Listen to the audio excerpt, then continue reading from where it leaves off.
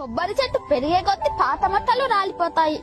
జ్ఞానం కదిలే కొద్దీ తమ బల భేదాలు తొలగిపోతాయి. పుండు మానితే పులుసు అదే పోతుంది. పుండు మానకుండానే పులుసు పీకేస్తే పుండు తీవ్రంగా రక్తం కారుస్తుంది. జ్ఞానసిద్ధి అంచెలంచెలో కలాలి. ఆత్రపడితే లాభం లేదు.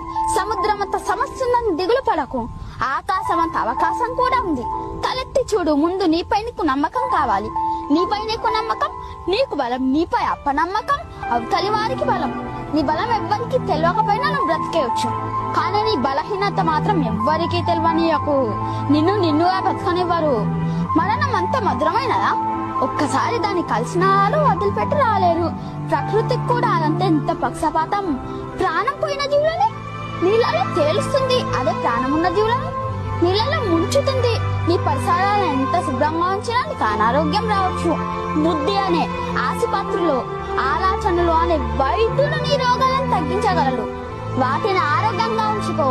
నీ వెంట నీ ఇంటిని ఉండిని రోజు కడుగుతావు. నీ వెంట వచ్చే మనసునప్పుడు కడుగుతావు. నిజాయితీ పనులు సింహం లాంటి వారు. సింహం కూర్చోడానికి సింహాసనం ఎందుకు? అది ఎక్కడ కూర్చుంటే అదే సింహాసనం.